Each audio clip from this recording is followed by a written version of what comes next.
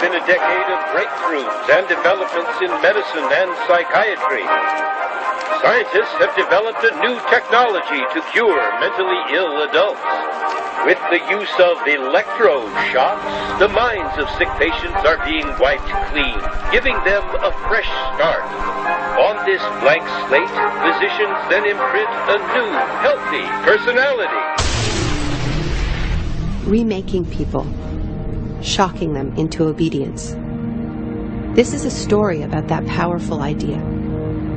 In the 1950s, it caught the attention of the CIA. The agency funded a series of experiments. Out of them was produced a secret handbook on how to break down prisoners. The key was using shock to reduce adults to a childlike state.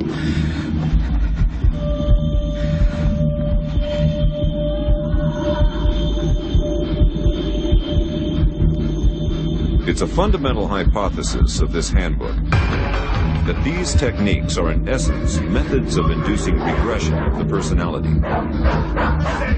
There is an interval, which may be extremely brief, of suspended animation, a kind of psychological shock or paralysis.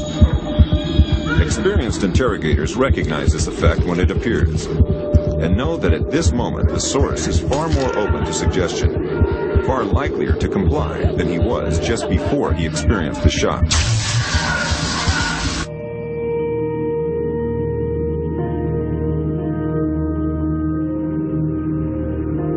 But these techniques don't only work on individuals.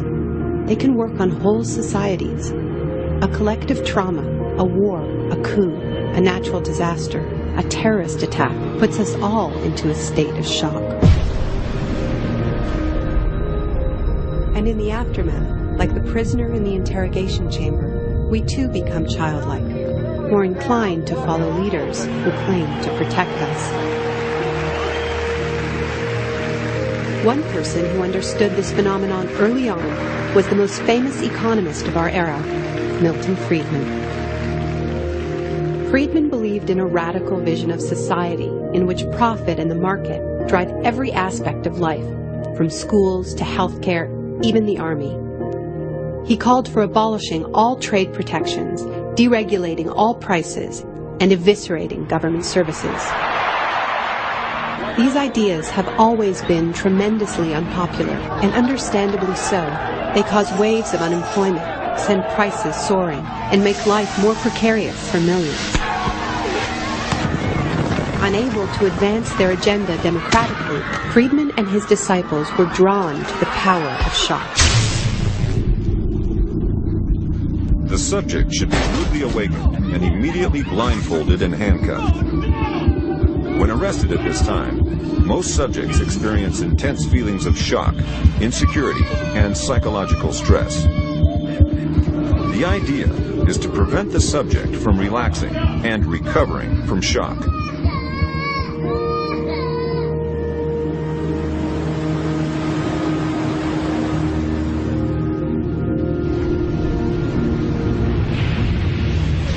Friedman understood that just as prisoners are softened up for interrogation by the shock of their capture, massive disasters could serve to soften us up for his radical free market crusade.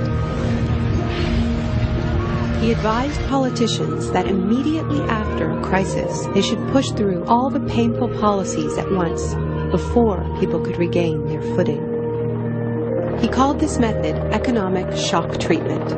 I call it the shock doctrine. Take a second look at the iconic events of our era, and behind many, you will find its logic at work. This is the secret history of the free market. It wasn't born in freedom and democracy. It was born in shock.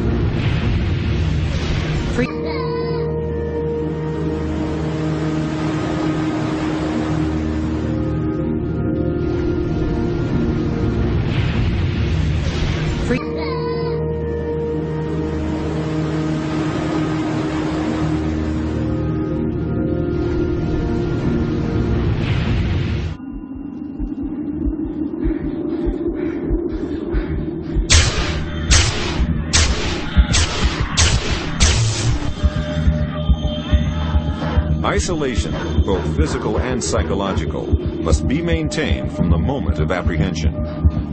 The capacity for resistance is diminished by disorientation. Prisoners should maintain silence at all times.